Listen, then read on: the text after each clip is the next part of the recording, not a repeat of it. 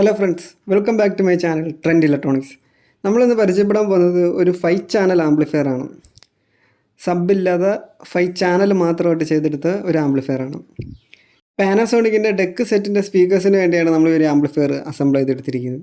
അപ്പോൾ ബാക്കി ആംപ്ലിഫയറിൻ്റെ ഡീറ്റെയിൽസിനെ കുറിച്ച് നമുക്ക് സംസാരിക്കാം. സാധാരണ എല്ലാ ആംപ്ലിഫയറിലും സെറ്റ് ചെയ്യുന്ന പോലെയാണ് നമ്മൾ ഇതിലും മുൻവശം ചെയ്തിരിക്കുന്നത്. സ്റ്റാൻഡേർഡ് ക്വാളിറ്റി ബ്ലാക്കും മാറ്റിലുമാണ് ചെയ്തിരിക്കുന്നത്, ഗ്ലോസിയിലും മാറ്റിലും. അപ്പോൾ അത്യാവശ്യം ലുക്കായിട്ട് തന്നെ നമ്മൾ ഈ ഒരു ആംപ്ലിഫയർ ഡിസൈൻ ചെയ്തെടുത്തിട്ടുണ്ട്. അപ്പം ഇതിൽ ഫ്രണ്ട് വശത്ത് എന്തൊക്കെ കൺട്രോളിങ് പാനലുണ്ടെന്നുള്ളതൊന്ന് പരിചയപ്പെടാം. സിമ്പിളാണ്. പവർ സ്വിച്ച് നമ്മൾ ഈ സൈഡിലായിട്ട് കൊടുത്തിരിക്കുന്നത്. പിന്നെ ഒരു വോളിയം കൺട്രോൾ അല്ല, എൻകോഡർ എന്നുള്ള രീതിയിലാണ് നമ്മൾ മെൻഷൻ ചെയ്തിരിക്കുന്നത്. മാസ്റ്റർ വോളിയം എൻകോഡർ ആണത്. അതുകൊണ്ട് എൻകോഡർ എന്നുള്ള രീതിയിൽ തന്നെ നമ്മൾ കൊടുത്തിരിക്കുന്നു. റിമോട്ട് കിറ്റ് അത്യാവശ്യം നല്ല ക്ലാരിറ്റിയിൽ കാണത്തക്ക രീതിയിലാണ് നമ്മൾ ചെയ്തിരിക്കുന്നത്. പിന്നെ നോർമലി സെറ്റ് ചെയ്യുന്ന വ്യൂ മീറ്റർ, പിന്നെ ഒരു മൈക്കിൻ്റെ സ്ലോട്ട്, പിന്നെ ഒരു USB സ്ലോട്ട്, ഇത്രയും കാര്യങ്ങളാണ് നമ്മൾ ഇതിൻ്റെ മുൻവശത്തായിട്ട് കൊടുത്തിരിക്കുന്നത്. ബാക്കി കൺട്രോളിങ് എല്ലാം നമ്മൾ റിമോട്ട് കൺട്രോളിൽ തന്നെ വരുന്നത്. ഈ ഒരു ആംപ്ലിഫയറിൻ്റെ ഇൻസൈഡിലെ വീഡിയോസ് കൂടുതലായിട്ട് എടുക്കാനുള്ള ഒരു ടൈം എനിക്ക് കിട്ടിയില്ല. എങ്കിൽ പോലും ഞാൻ എടുത്ത് വെച്ചിരുന്ന 2-3 പാർട്ടുകൾ നമ്മൾ ഈ വീഡിയോയുടെ കൂടെ തന്നെ ഞാൻ ആഡ് ചെയ്യുന്നുണ്ട്. ആദ്യം തന്നെ പറയുന്നത് നമ്മൾ ട്രാൻസ്ഫോമറിൻ്റെ കേസാണ്. ട്രാൻസ്ഫോമറാണ് ഏറ്റവും മെയിൻ പാർട്സ്. അതുകൊണ്ട് തന്നെ തുടക്കത്തിൽ തന്നെ എല്ലാ വീഡിയോകളിലും ഞാൻ ആദ്യം ട്രാൻസ്ഫോമറിനെ കുറിച്ചാണ് ആദ്യം പറയുന്നത്. അതിന് ശേഷമാണ് നെക്സ്റ്റ് കമ്പോണൻസ് എന്തൊക്കെയാണ്, ഏത് ബോർഡുകൾ യൂസ് ചെയ്തിരിക്കുന്നത്, അങ്ങനെയുള്ള കാര്യങ്ങൾ സംസാരിക്കുന്നത്. അപ്പോൾ ഇതിനകത്ത് ഉപയോഗിച്ചിരിക്കുന്ന ട്രാൻസ്ഫോമർ 27027 10 ആംപിയറിൻ്റെ ട്രാൻസ്ഫോമറാണ് നമ്മൾ ഇതിനു വേണ്ടി ഉപയോഗിച്ചിരിക്കുന്നത്. റെക്ടിഫയർ സെക്ഷനിലായിട്ട് നമ്മൾ ഉപയോഗിച്ചിരിക്കുന്നത് 63 വോൾട്ടും 10,000-ൻ്റെ 2 കപ്പാസിറ്ററും 3 മിക്സ് എന്ന് പറഞ്ഞ ബ്രാൻഡിൻ്റെ 25 ആംപിയറിൻ്റെ ഡയോഡുമാണ് ഉപയോഗിച്ചിരിക്കുന്നത്. ചാനലിന് വേണ്ടി യൂസ് ചെയ്തിരിക്കുന്നത് യൂണിവേഴ്സലിൻ്റെ 5 ചാനൽ ബോർഡാണ് ഉപയോഗിച്ചിരിക്കുന്നത്. തൊഷിബ 1941 5198 എന്ന് പറഞ്ഞൊരു പെയർ വരുന്നൊരു 100 വാട്ട്സ് ഔട്ട്പുട്ട്. മാക്സിമം 100 കിട്ടത്തില്ലെങ്കിൽ പോലും 100 എല്ലാവരും മാർക്കറ്റിൽ എല്ലാവരും പറയുന്നത് മാക്സിമം ഒരു 80 വാട്ട്സ് നമുക്ക് പ്രതീക്ഷിച്ചാൽ മതി. ആ ഔട്ട്പുട്ട് കിട്ടത്തക്ക രീതിയിൽ ആ ഒരു ലെവലിൽ ഈ ഒരു സ്പീക്കേഴ്സിന് മതിയായതുകൊണ്ടാണ് നമ്മൾ ഈ ഒരു ബോർഡ് ചൂസ് ചെയ്തത്. ആ ഒരു ബോർഡ് നമ്മൾ ഉപയോഗിച്ചിരിക്കുന്നത്. പിന്നെ സ്പീക്കർ പ്രൊട്ടക്ഷനായിട്ട് 5 ചാനലിൻ്റെ 5.1 സ്പീക്കർ പ്രൊട്ടക്ഷൻ തന്നെ നമ്മൾ യൂസ് ചെയ്തിരിക്കുന്നത്. പവർ ട്രാക്ക് എന്ന് പറഞ്ഞൊരു കമ്പനിയുടെ സ്പീക്കർ പ്രൊട്ടക്ഷനാണ് ഉപയോഗിച്ചിരിക്കുന്നത്. റിമോട്ട് കിറ്റായിട്ട് ഉപയോഗിച്ചിരിക്കുന്നത് DTEC ഓഡീസിൻ്റെ 5.1 റിമോട്ട് കിറ്റാണ് നമ്മൾ ഇതിൽ ഉപയോഗിച്ചിരിക്കുന്നത്. പ്രോലോജിക്ക് വരുന്ന റിമോട്ട് കിറ്റാണ്. അത്യാവശ്യം നല്ല ക്വാളിറ്റി എല്ലാം ഉള്ള ഒരു ബോർഡാണ്.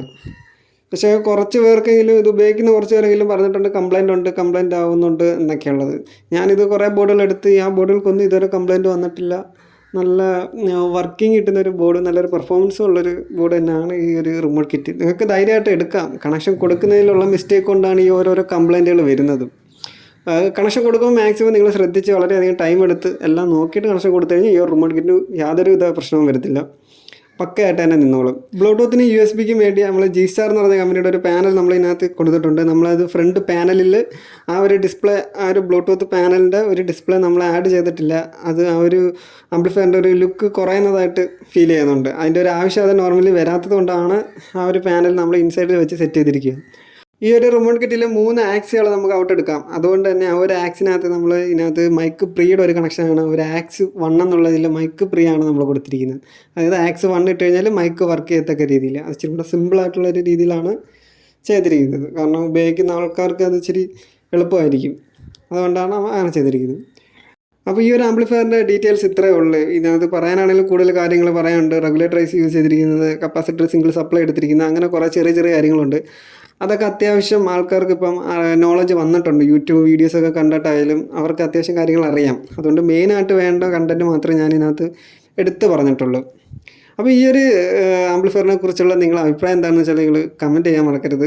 ഇതുപോലുള്ള ആംപ്ലിഫയറിൻ്റെ വീഡിയോസ് മാത്രമേ നമ്മളെ ചാനലിൽ അപ്ലോഡ് ചെയ്യത്തുള്ളൂ. അപ്പോൾ നിങ്ങൾ ചാനൽ തീർച്ചയായിട്ടും സബ്സ്ക്രൈബ് ചെയ്തിടുക. ഇപ്പം ആ വീഡിയോസിൽ ഞാൻ ഡീറ്റെയിൽ ആയിട്ട് കുറച്ച് കാര്യങ്ങളൊന്നും സംസാരിക്കുന്നില്ല. പക്ഷെ തുടർന്നുള്ള ടൈമിൻ്റെ പരിമിതി കൊണ്ടാണ് നമുക്ക് ആ ഒരു സിറ്റുവേഷൻ അങ്ങനെ വരുന്നത്. അത് കുറച്ച് കഴിയുമ്പോഴത്തേക്ക് മാറും. അപ്പോഴത്തേക്ക് ഞാൻ ഇതിനെക്കുറിച്ച് ബാക്കി ഡീറ്റെയിൽ ആയിട്ട് ടെക്നിക്കൽ പരമായിട്ടുള്ള കാര്യങ്ങളൊക്കെ നിങ്ങൾക്ക് പറഞ്ഞു തരുന്നത്. അപ്പോൾ ഇത്രയൊക്കെയാണ് നമ്മുടെ ആംപ്ലിഫയറിൻ്റെ ഡീറ്റെയിൽസ്. അപ്പോൾ നമുക്ക് വീണ്ടും അടുത്തൊരു വീഡിയോയിൽ നമുക്ക് വീണ്ടും കാണാം. Thanks for watching.